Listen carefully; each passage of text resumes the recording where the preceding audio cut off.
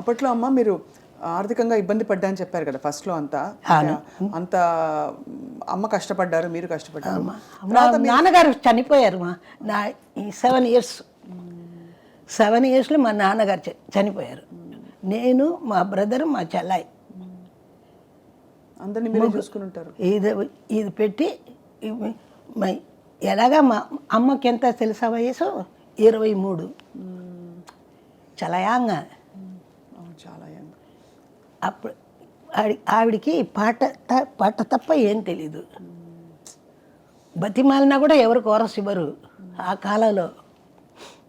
ఇప్పుడు కోరస్ అంటే అందరూ వచ్చేస్తారు కదా, ఇప్పుడు ఎంత ఛానల్ ఎన్ని ఛానల్ అట్లాగా రోజు కాదమ్మా, లేదమ్మా, అదంతా తెలీదు. వెళ్ళి ఒక్కొక్కరిని చూడాలి, వాళ్ళు ఒకరు చెప్తారు, ఇది ఒకరు చెప్తారు. ఎంత కష్టపడాలో అంత కష్టపడాము. తర్వాత మీరు ఫేమస్ అయిపోయిన తర్వాత బాగా మీకు ఆపర్చునిటీస్ బాగా వచ్చిన టైంలో మీరు తినడానికే నేరం లేదమ్మా, అంత ఫుల్ బిజీ, అంత ఫుల్ బిజీ. నచ్చదు ఫుడ్, పాటనే నాకు ఫుడ్. అంత బిజీ అయిపోయేటప్పుడు ఎలాగా మీకంతా మీరు కొంచెం హంబుల్ బిగినింగ్స్ అంటే చిన్న స్థాయి నుంచి మీరు ఇండస్ట్రీలో ఎదిగిన గాయని కాబట్టి నాకు డబ్బులు ఇవ్వండి అని డిమాండ్ చేయలేరు. వాళ్ళు ఏది ఇస్తే అదే తీసుకో. వాళ్ళు ఏది ఇస్తే నాకు ఏం తెలీదు, మా అమ్మకి ఏం తెలీదు. ఏంటంటే ఫస్ట్ మా అమ్మకి ఇచ్చిందే 50 రూపీస్ కోరస్కి. అదే ఆ ఇంట్లో ఇద్దరికి, మా అమ్మకి 50 నాకు 50, అందులో ఒక 50ని దాచిపెడతాం, ఒక 50లో బతుకుతాం. ఇలాగ కాలం అలా కాలం మారింది. అక్కడి నుంచి ఎక్కడికి వెళ్ళిపోయారు ఈశ్వరి అమ్మ మీరు? అంటే టాప్లో అసలు ఈవిడ పాట లేనిదే సినిమా లేదు అని టాప్ హీరోల సినిమాలు అన్నీ వెలుగుతున్నప్పుడు అప్పుడు మీరు ఆ టైంలో ఏదైనా ఒక కారో ఇంటికని ఒకటి ఏదో ఏమైనా కొన్నారా? అమ్మ చూసి సంతోషపడ్డారా? అది వినాలనుంది. ఎందుకంటే ఎలాగైతే స్టూడియోలో మీరు ఇబ్బంది పడి వెళ్ళి మళ్ళీ ఆ స్టూడియోకి వచ్చారో అలాగా ఇబ్బంది పడ సిచ్యువేషన్ నుంచి ఆ పడ్డ అప్పుడంతా రికార్డింగ్కి వెళ్ళాలంటే మా వాళ్ళు బండి పంపిస్తారు. ఇటువంటి కష్టాలు అప్పుడు లేవుమా. ఇప్పుడు ట్యాక్సీ అది ఇది అలా వెళతాం కదా, అట్లా లేదు. ఇంటికి కారు వస్తుంది, కోరస్ వాళ్ళకి కూడా కారు వస్తుంది, కోరస్ వాళ్ళకి మంచి భోజనం ఇస్తారు, అన్నీ చేస్తారమ్మా. ఆ కాలమే వేరమ్మా. That is golden period. భోజనానికి ఏం కష్టం లేదమ్మా. ₹1 జెమినీ స్టూడియోలో అమ్మ పోయి పాడుతుంది. అప్పుడు ఆవిడకి బేట ₹1. ఆ ₹1 తీసుకొచ్చి bus travelling up and down for 4 25 paise 25 அதுதா மிச்சம் 12 வீட்டில் சாப்பாட்டுக்கு. அந்த 12 நான் என்ன பண்ணுவேன், 4 எடுத்து எங்கள் அம்மாவுக்கு தெரியாமல் வச்சுடுவேன். என்னடி நான் இவ்வளோ பணம் கொடுத்துட்டு போனேனே எங்கே அப்படின்னு கேட்பேன். அம்மா நாளைக்கு வேண்டாம், நான் எடுத்து வச்சுருக்கேம்மா. அப்படி నాకు ఆ శిక్కడం బుద్ధి. 12 అణాలలో మీరు 4 అణాలు దాచేసేవారు అమ్మకు తెలియకుండా. ఎక్కడ పోయే డబ్బులు అంటే ఇప్పుడు నెక్స్ట్ డే మరుసటి రోజు కోసం దాచానని చెప్పారు. అసలు ఎంత అప్పటి నుంచి నాకు అది అలాగా రెస్పాన్సిబిలిటీ జాస్తి వచ్చింది. సో అప్పుడు తర్వాత నాకు మా చెల్లాయి మా బ్రదరు ఇద్దరిని బాగా చెయ్యాలి, పెంచాలి. నాకు ఏం వద్దు, వాళ్ళిద్దరు బాగుండాలి, మనకు ఒక ఇల్లు కావాలి. ఫస్ట్ మా బ్రదర్ ఆ కారు కొనాలి, నో నథింగ్ డూయింగ్, ఫస్ట్ ఇల్లు. మనకి కారు ఎక్కడ పెడతావు? మనకి ఇల్లు ఉంటేనే కారే ఉంటుంది. ఫస్ట్ మనం ఇదే నీ కార్లు అంగ పోరి అది పోరి, నో నథింగ్, ఫస్ట్ ఇల్లే కావాలి. మా అమ్మ కరెక్ట్, ఆవిడ చెప్పింది కరెక్ట్. ఇక్కడే ఈ ఇల్లే సంజయ్ అది వచ్చి 63 years అయిందమ్మా ఇక్కడికి వచ్చి. ఆ ఇల్లు ఫస్ట్ కొనుక్కున్నప్పుడు ఎంత అదే అలాగే ఒక్కొక్క రూమ్గా కట్టి వచ్చానమ్మా,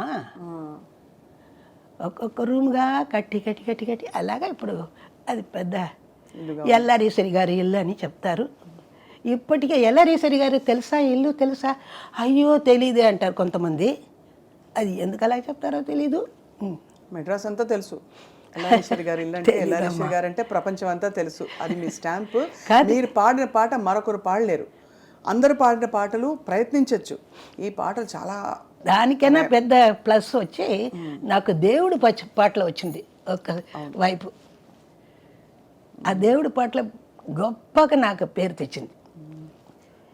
ఈ సైడు సినిమా పాటలు, ఆ సైడు దేవుడి పాటలు. అండ్ ఈ సైడ్ సినిమా పాటలు కూడా మామూలు సినిమా పాటలు కాదు, అంతా మొత్తం క్లబ్ డాన్సులు ఇటువంటి పాటలు, ఫుల్ ఇలాంటి రొమాన్స్ మాస్. ఇటువైపు ఏమో దేవుడు అంతా దైవం. ఆ దేవుడు అంటే ఈ పేరు వచ్చి ఉంది కదా ఈశ్వరి అని, వాళ్ళకి అమ్మనే దిగి వచ్చినట్టు అలాగా చేస్తారు.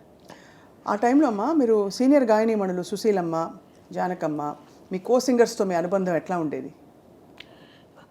ఆరోగ్యంగా ఉంటుందమ్మా. ఎవరిని చూసి ఈశ్వడరు అసలు. ఎందుకంటే మీ స్టైల్ ఎవరికీ లేదు కదా. అది మాత్రం మా అక్క చెప్తుంది, మా సుశీలమ్మ చెప్తుంది. ఆవిడకి సాటి ఆవిడే అంటుంది. ఎవ్వరు ముట్టుకొని కుదరదు. ఎన్ని పాటలైనా నా పాట ఎవరైనా పాడవచ్చు, ఈశ్వరి పాట మాత్రం ఎవరు పాడ కుదరదు. మా అక్క కరెక్ట్గా, నేను అక్కనే పిలుస్తాను ఆవిడని. ఈ చాలా వరల్డ్ ఫేమస్ సాంగ్ మీ పాట మొన్న కూడా ఎవరో గుర్తు చేశారు, మన జయమాలి గారు ఎవరో గుర్తు చేశారు. వెళ్ళారా పెళ్ళికి? పెళ్ళి కాదు, అంతకు ముందు ఆవిడని కలిశాను ఫర్ ఇది పెళ్ళికి జస్ట్ కొన్ని రోజుల ముందు. అవును. లే లే లే ఆ పాట, అది ఆ రికార్డింగ్ ఎక్స్పీరియన్స్ గురించి ఎలా జరిగింది? అది అది అక్కడే నేర్చుకొని అక్కడే పాడానమ్మా. రాత్రి పూట 6 o'clock వెళ్ళాను. సాయంత్రం మాస్టర్ వచ్చారు.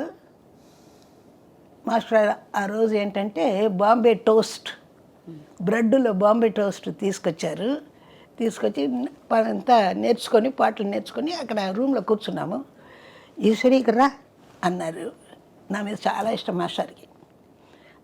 అంతకుముందు ఆయన మ్యూజిక్లో లవ్ లవ్ లవ్ మీ మునగాడా, తర్వాత ఎస్ డార్లింగ్ అది వస్తుంది. అట్లాగా ఆ పాట ఇచ్చారు. ఇది 1 hourలో అయిపోయింది రికార్డింగ్. ఏం పాడుతుంది ఈవిడ అన్నారు మాస్టారు. సరే మనకు లక్కు. తర్వాత ఇందులో వచ్చి పాడమంటే పాడేవా. అప్పుడు అమ్మా ఈశ్వరి ఒక బ్రెడ్ మాస్టర్ చేతి నుంచి నేను తిన్నాను ఆ బాంబే టోస్ట్. మాస్టర్ అంటే మన ఘంటసాల గారు ఇంటి నుంచి వచ్చింది. అది నాకు ఇచ్చేసి ఆయన తిన్నారు. తర్వాత ఇద్దరు కలిసి పాడావు. అందులో వచ్చిందే పెట్టపెట్టలాడే పచ్చి వయసు పై పైకొచ్చింది అని అంటాను నేను. ఈ వార్త ఆయన వచ్చి వచ్చి వచ్చి అంటారు. మెరమెరలాడే మేని నునుపు మెత్తగా తగిలింది అని పాడతాను. అది వదిలేస్తారు. అది మెత్తగా తగిలింది, ఆ గ్యాప్ ఉంది కదా అంటాను నన్ను అంతే. అబ్బా, ఇటువంటి ఇదంతా నేను వేసేస్తాను. ఆయన అలా చూస్తారు, మాస్టర్ చూస్తారు. ఎంత ఈవిడికి ఎంత ఇలాగా. మామ వస్తారు. మాస్టర్ మామ అంటే కేవి మహాదేవ్. అవును. మామ ఎలాగంది ఆవిడ, పర్వాలేదా, పో ఎల్ల కరెక్டாக இருக்கு, சாப்பிட்டுட்ட போ அப்படின்னுவார். అది అప్పుడు சொல்லும் போது అది చెప్పేటప్పుడు ఎంత ఆనందంగా ఉంటుందో. ఆ స్టేజ్ ఎక్కి పాడేటప్పుడు అని ఆ పాట ఇప్పటికీ మా 3 సార్లు 4 సార్లు ఆడుతారమ్మా.